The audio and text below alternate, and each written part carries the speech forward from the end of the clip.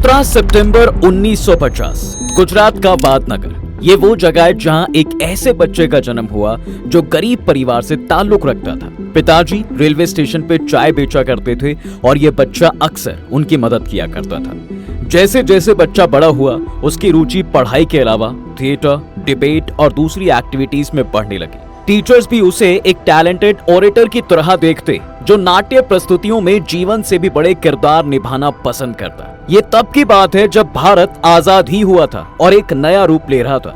ये लड़का मात्र था तो केवल 8 साल का, मगर उसने अपने आप को राष्ट्रीय स्वयंसेवक संघ आरएसएस से जोड़ लिया और इसकी स्थानीय शाखाओं में भाग लेना शुरू कर दिया। वहां से इस लड़के की मुलाकात लक्ष्मण राव ईमानदार से हुई, जिन्होंने इसे आरएसएस में बाल स्वयंसेवक के रूप में शामिल किया और इसके राजनीतिक गुरु बन गए।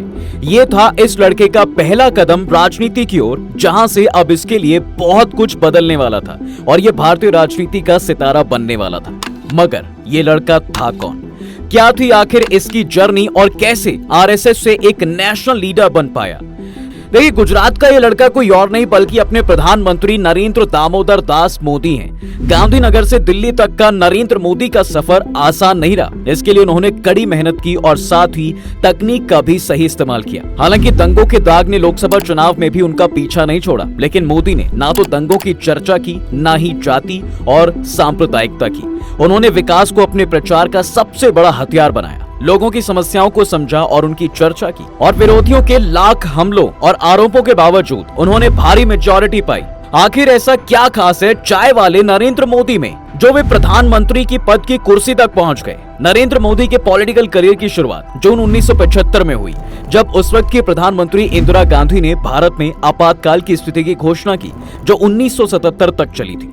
इस दौरान उन्होंने कई राजनीतिक विरोधियों को जेल में डाल दिया और ओपोजिशन पर कई सारे प्रतिबंध लगा दिए थे। ऐसे सिचुएशन में मोदी को गुजरात लोक संघर्ष समिति का महासचिव नियुक्त किया गया, जो गुजरात में आपातकाल के विरोध करने वाली आरएसएस की समिति थी। कुछ ही समय बाद आरएसएस पर भी प्रतिबंध लगा दिया गया। इसी बीच माहौल बहुत खराब हो चुका था और मोदी को गुजरात में अंडरग्राउंड होने के लिए मजबूर होना पड़ा और गिरफ्तारी से बचने के लिए वो अक्सर भेष बदलकर यात्रा करने लगे। वो सरकार के विरोध में पर्चे छापने, उन्हें दिल्ली भेजने और प्रदर्शन आयोजित करने में शामिल हो गए और समाजवादी कार्यकर्ता जॉर्ज फर्नांडिस और कई अन्य राष्ट्रीय राजनीतिक हस्तियों से उनकी मुलाकात इस बीच होने लगी। मोदी 1978 में आरएसएस के रीजनल ऑर्गेनाइजर बने और सूरत और वडोदरा में उसका काम देखने लगे। इसके बाद 1979 में वो दिल्ली में आरएसएस के लिए काम करने लग गए और कुछ ही समय बाद वो गुजरात लौट कर आए और यहाँ पे उनकी जिंदगी का टर्निंग पॉइंट शुरू हुआ, जब 1985 में आरएसएस ने उन्हें भाजपा को सौंप दिया। भाजपा में जाते ही उन्होंने अपना खेल शुरू कर दिया और 1987 में मोदी ने अहमदाबाद नगर पालिका चुनाव में भाजपा के अभियान को वहां फैलाया, जिसके मदद से पार्टी ये चुनाव आसानी से जीत जाती है। कई लोगों का कहना था कि इस जीत के लिए मोदी की योजना का बहुत बड़ा योगदान था। इसका फल भी मोदी को मिला जब 1986 में लाल कृष्ण आडवाणी के भाजपा के अध्यक्ष बनने के बाद आरएसएस ने अपने सदस्यों को पार्टी के अंदर इंपॉर्टेंट पोस्ट पर रखने का फैसला किया और मोदी को भी इसमें शामिल किया गया। 1987 में मोदी को भाजपा की गुजरात का ऑर्गेनाइजिंग सेक्रेटरी चुना गया। ये तो वो फेज था जहां मोदी ने आरएसएस और भाजपा की हर रैली में बढ़ चढ़कर पार्टिसिपेट किया और अपने आप को पार्टी के बड़े चेहरों के साथ धीरे धीरे फेमिलियर लगने लगे।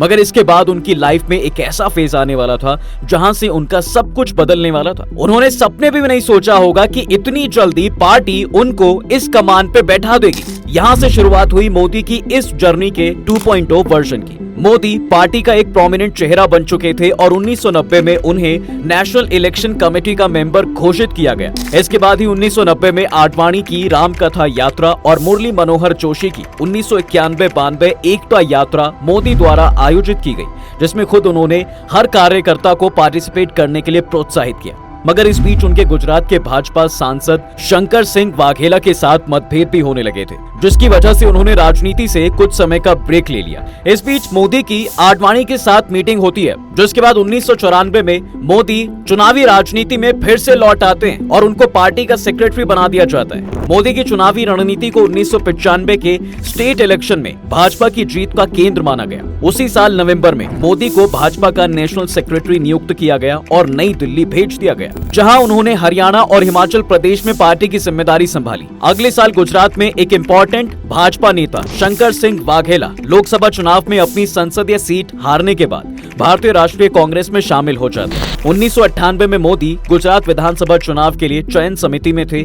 और इस बीच भाजपा में काफी ज्यादा फूट भी चल रही थी, मगर मोदी ने जैसे तैसे पार्टी को संभाला और 1998 के चुनाव में भाजपा को बहुमत दिलाने में उनकी रणनीति को मुख्य श्रेय दिया गया और उसी साल मई में मोदी को भाजपा का जनरल सेक्रेटरी बना दिया गया था। इसी बीच 2001 में गुजरात के चीफ मिनिस्टर केशुभाई पटेल का स्वास्थ्य खराब चल रहा था और भाजपा उपचुनावों में कुछ राज्य विधानसभा सीटें हार गई और उनपे सत्ता के दुरुपयोग, भ्रष्टाचार और खराब प्रशासन के आरोप लगाए गए और ऊपर से 2001 में भुज में आए भूकंप से निपटने के उनके प्रशासन के तरीके से पटेल की इमेज को काफी नुकसान पहुंचा था। ये सिचुएशन भाजपा के लिए दिक्कत बन रही थी। तभी भाजपा की नेशनल लीडरशिप ने मुख्यमंत्री पद के लिए एक नए उम्मीदवार की तलाश शुरू कर दी और मोदी, जिन्होंने तब पटेल के नाकामी को सीनियर बीजेपी के मिनिस्टर्स को साझा किया, तब भाजपा के नेताओं ने उनको रिप्लेसमेंट चुन लिया। मगर दूसरी तरफ आडवाणी पटेल को अपमानित भी नहीं करना चाहते थे और मोदी के सरकार में अनुभव की कमी को लेकर भी चिंतित थे। माहौल गुजरात में उस वक्त गर्म चल रहा था और मोदी को पटेल का उप मुख्यमंत्री बनने का प्रस्ताव दिया गया, मगर उन्होंने इसको अस्वीकार कर दिया। उन्होंने आडवाणी और अटल बिहारी वाजपेयी से सीधा कहा कि वो गुजरात के लिए पूरी तरह जिम्मेदार होंगे या बिल्कुल नहीं। मोदी के बढ़ते पावर को देखते हुए बीजेपी ने 3 अक्टूबर 2001 को मोदी को आगामी दिसंबर 2002 के चुनाव की कमान सौंप दी और पटेल को गुजरात के मुख्यमंत्री के पद से हटा दिया। अब ये वो पल था जहां से मोदी का वर्चस्व शुरू होने वाला था और गुजरात में एक नई कहानी शुरू होने को थी। 7 अक्टूबर को मोदी ने शपथ ली और उन्होंने 24 फरवरी 2002 को राजकोट में उपचुनाव जीतकर कांग्रेस के अश्विन मेहता को हराकर गुजरात स्टेट लेजिस्लेचर में एंट्री कर ली। मगर इस बीच मोदी पर सबसे बड़ा दाग जो लगा था वो था 27 फरवरी 2002 को गोधरा में जो हादसा हुआ और उसकी वजह से जो पूरे गुजरात में तनावपूर्ण माहौल बन गया था, वो उस टाइम मोदी की सबसे बड़ी गलती बताई गई थी। भाजपा के बड़े नेता भी इस हादसे के बाद चुप से हो चुके थे और इसके बाद ओपोजिशन के स्टेट और नेशनल लीडर्स ने मोदी से मुख्यमंत्री पद से इस्तीफा देने की भी मांग की और ओपोजिशन पार्टीज ने संसद को ठप कर दिया।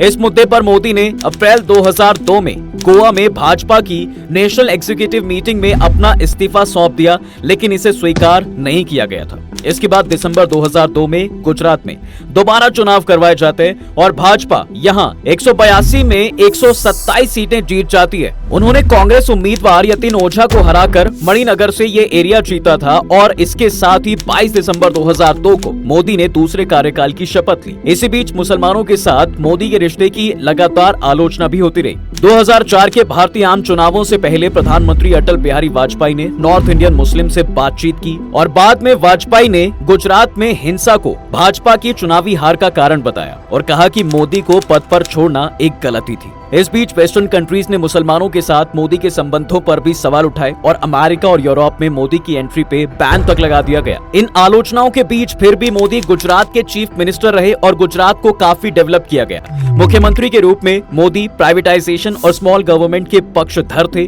जो आरएसएस की पॉलिसी के विपरीत था, जिसे एंटी प्राइवेटाइजेशन और एंटी ग्लोबलाइजेशन कहा गया। मगर दूसरे कार्यकाल के दौरान मोदी की नीतियों को गुजरात में भ्रष्टाचार कम करने का श्रेय दिया गया। उन्होंने राज्य में फाइनेंशियल एंड टेक्नोलॉजी पार्क स्थापित किए और 2007 के वाइब्रेंट गुजरात शिखर सम्मेलन के दौरान 6.6 ट्रिलियन के रियल एस्टेट निवेश सौदों पर साइन किए। गुजरात को आगे बढ़ता देख बीजेपी में मोदी की इमेज बढ़ती ही जा रही थी। धीरे धीरे उनका पार्टी में पद ऊंचाई पर पहुंच रहा था और उनका देश भर में नाम होने लगा। बीजेपी उनकी पॉपुलैरिटी को देखते हुए 2014 लोकसभा चुनाव से पहले उनको प्रधानमंत्री का चेहरा नियुक्त कर देती है। लोकसभा इलेक्शन के अभियान के दौरान मोदी ने पिछली कांग्रेस सरकार के तहत भ्रष्टाचार के घोटालों पर ध्यान केंद्रित किया और एक राजनेता के रूप में अपनी छवि का इस्तेमाल किया, जिसने गुजरात में हाई रेट जीडीपी की दर बनाई थी। उन्होंने खुद को एक ऐसे व्यक्ति के रूप में पेश किया जो स्पेसिफिक पॉलिसीज पर ध्यान दिए बिना विकास ला सकता है। उनके संदेश को युवा और मिडिल क्लास के लोगों का समर्थन भी मिला।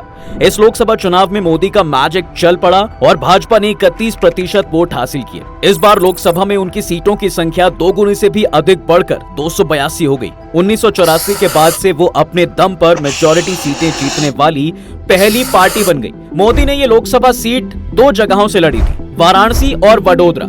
उन्होंने दोनों सीट्स में जीत हासिल की। वाराणसी में आम आदमी पार्टी के नेता अरविंद केजरीवाल को 3,71,784 वोटों से और वडोदरा में कांग्रेस के मधुसूदन मिस्त्री को 5,70,128 वोटों से हराया। यही सेम स्टोरी 2019 के लोकसभा चुनाव में भी रही और मोदी ने फिर से वाराणसी के उम्मीदवार के रूप में लोकसभा चुनाव लड़ा। उन्होंने समाजवादी पार्टी की शालिनी यादव को हराकर 4,79,505 वोटों के अंतर से सीट जीती, जो एसपी बीएसपी गठबंधन के उम्मीदवार के रूप में खड़ी थी। लोकसभा में 353 सीटों के साथ दूसरी बार चुनाव जीतने के बाद अलायंस के साथ मिलकर मोदी को दूसरी बार प्रधानमंत्री नियुक्त किया गया और इस चुनाव में भाजपा ने अकेले 303 सीटें जीती। इस कार्यकाल में मोदी ने भारत में काफी काम करवाए, जिनमें देश के पुराने ट्रांसपोर्ट नेटवर्क्स को बहुत अच्छा किया गया और छोटे गांवों को प्रमुख शहरों से जोड़ने वाले राजमार्गों का निर्माण किया। उनके प्रशासन ने new power plants and maritime projects का निर्माण किया। इसके साथ ही देश की सैन्य क्षमताओं को भी बढ़ाया और इन्होंने खेल विज्ञान और हाई एंड टेक्नोलॉजी में पैसा निवेश भी किया, जिससे भारत को विश्व मंच पर आगे बढ़ने में मदद मिली। तो ये थी दोस्तों rise of Narendra Modi in Indian politics. अब देखना यह है कि क्या 2024 में मोदी का जादू छा पाएगा या नहीं। आपकी क्या राय है मोदी के बारे में, कमेंट करके जरूर बताएं। तब तक के लिए हम आपसे विदा लेते हैं। जल्द हाजिर होंगे एक नए इंटरेस्टिंग टॉपिक के साथ। अगर ये वीडियो पसंद आए तो इसे अपने दोस्तों के साथ शेयर कर दें और हाँ, वीडियो को लाइक करना ना भूलें। और अगर आपने हमारे चैनल को अभी तक सब्सक्राइब नहीं किया है तो वो भी कर दें। साथ ही बेल आइकॉन प्रेस करना बिल्कुल ना भूलें ताकि हमारी वीडियो आप तक जल्द से जल्द पहुंच सके।